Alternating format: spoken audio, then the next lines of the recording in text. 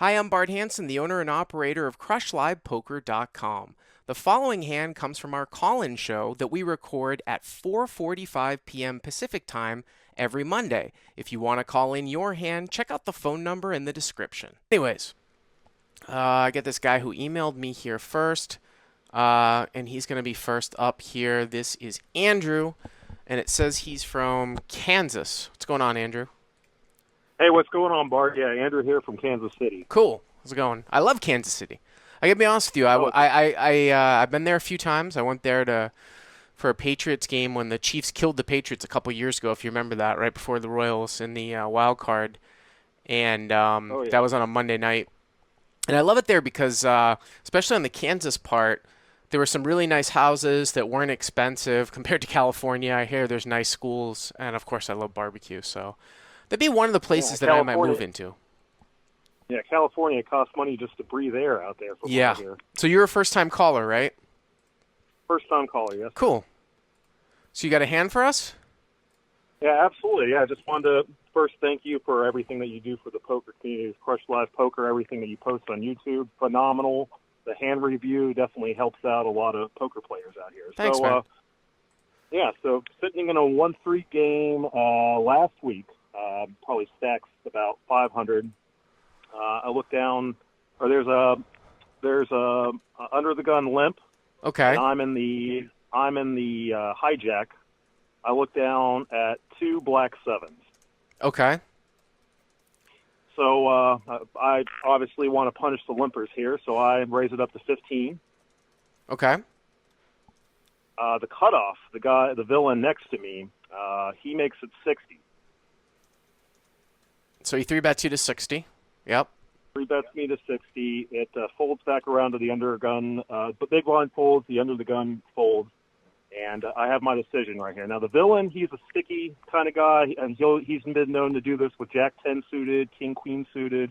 That's all in his range. Even 9s might be in his range for sure. So, okay. And you guys are about $500 deep, right? That's what you said? We're both about $500-$600. I'd be probably $500 or so.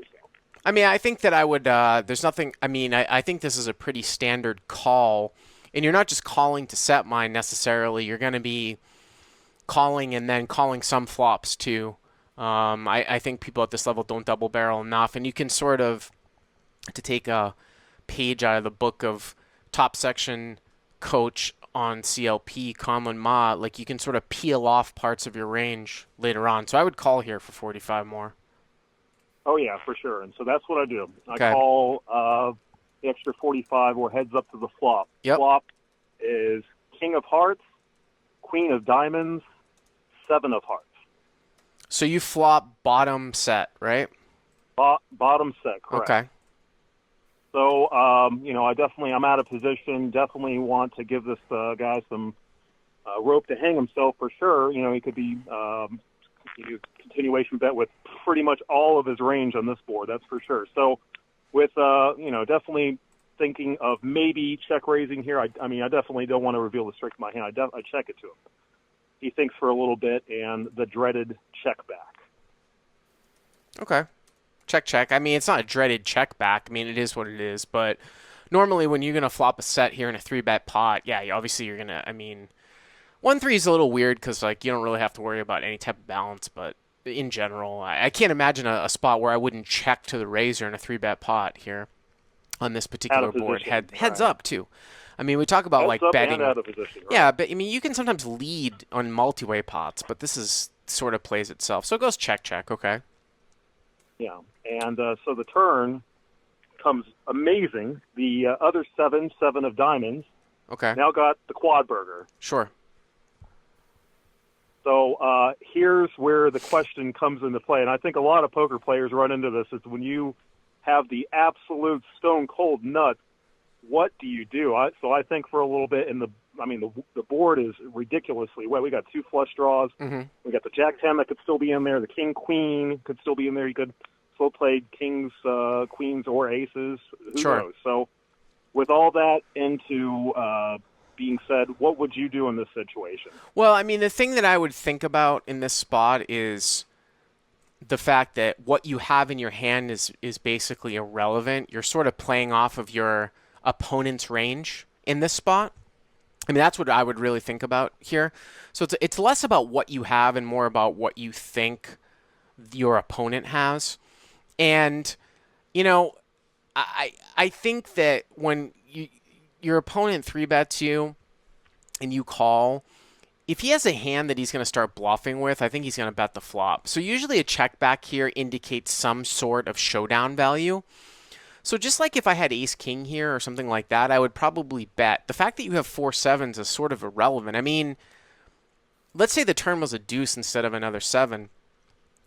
I mean, you'd probably bet anyway, so it doesn't really matter that you make 4 7s here. The only thing that's different here is the fact that occasionally when you have quads a couple times a year, you can of course like get somebody to commit a ton of chips if they make a full house, but you're really all not that deep, and Jax is still going to check back on the turn. So I would probably bet like maybe 75 here. But again, the fact that you have quad 7s is irrelevant compared to like if the turn was like a brick, like a 5 of diamonds. He's not going to put you on 4 7s, and you really don't have a 7 in your range except for pocket 7s, which no one's going to believe that you have. So any rag card here that brings a backdoor diamond draw should be the same action as the fact that you have 4 7s. So here I would probably bet something like 75. Yeah, absolutely. And in retrospect, that's what I should have done. However, I checked. Out of position, I checked with the quad 7s. He thinks for a little bit and checks back as well. Yeah. So we lost some value here. So now, so what do you think this guy has right now? What do you think he has? I'm thinking Jack 10. I'm thinking Ace King, the weak Ace King. Yeah, but that doesn't. Jack 10. I mean, if somebody three bets with Jack 10, this is like one of the best flops they can possibly get. Of course, they're going to bet on the flop or on the turn. Usually on the bet. Same thing with Ace King. If Ace King is somehow scared or playing some sort of pot control game, they're going to bet the turn. I don't think he has either of those hands. Jack 10 or Ace King. Wow. No. I mean, what check back flop, check back turn? I think this is more indicative of like pocket 10s or pocket jacks. And the thing about this is that, let's say the river comes a brick, I would probably still go for kind of small sizing here. It just doesn't look like he's all that strong, Yeah, absolutely. Pete, stay in school in the chat, is saying villain could have ace. Come on, Pete. At 1-3, is someone going to check back pocket aces on this flop? I mean, this is 1-3 live. But anyways, let's go to the river. Yeah, so the river brings the jack of hearts. Okay. So now the two hearts on the flop brought the third heart out there. So now it's an extremely wet board. We have to go for value. Villain is checked back twice on the flop and the turn.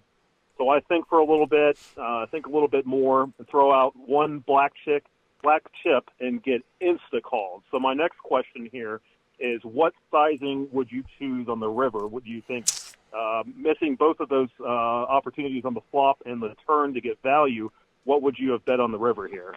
I think that I actually might go smaller because I would expect pocket jacks to raise me here on the river. So if he has pocket jacks, he's going to raise you. If he's slow playing kings or queens, he's going to raise you, right? If he somehow ran into ace 10 and didn't bet, I don't know if he's going to raise you or not, or ace jack, but the whole line is pretty consistent with like a hand like 9s through jacks. So you're sort of torn. I don't think checking is correct here because there's just going to be so many hands. I just don't. When you check raise the river, you look so strong. 75 to 100 is fine. I'd probably bet 75 and then hope to get maybe raised. But you're sort of handcuffed. There's nothing. I mean, he snap called. What did he have? He didn't. I showed the quads, and he didn't show, unfortunately. But it was an instant snap too. I mean, I guess he could have had like a hand like ace king, maybe. But I think that's why you continue. You decide to bet on the turn. I mean, you really should bet on the turn. So yeah, absolutely. Yeah. So just wanted to get your thoughts on that. I definitely missed some value on the turn there, and you're right. You should be betting your whole range there on that wet turn, not just trying to check raise quad 7s there. So, Bart, thank you very much. I do appreciate you. All right, cool. Thanks. Take it easy, Andrew. Hey guys, if you like what you've seen here, please click on the subscribe button and you'll get notified every time we put up a new video. And if you want to check out crushlivepoker.com for the first month free, use the code YTA100. Click on the link right there.